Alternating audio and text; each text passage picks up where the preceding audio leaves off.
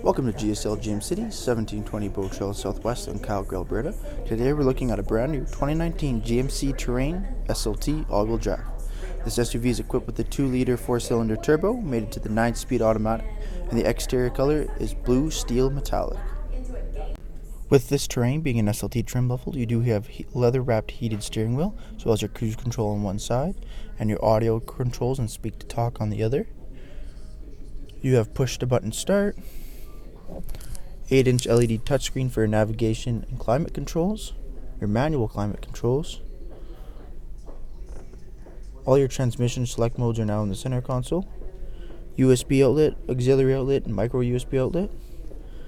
Heated front seats, select terrain dial. This vehicle can be equipped in 2-wheel drive in the front, 4-wheel drive, hill mode, and tow mode as well. Jet black interior. On the exterior of this beautiful Terrain, you notice the bright red LED taillights as well as the 19-inch wheel and tire package. You have dual chrome exhaust tips, tinted privacy windows in the rear, as well as roof running boards to haul your cargo. In the rear interior of this vehicle, you notice a large bench seat, room for 3. This SUV does seat 5 in total.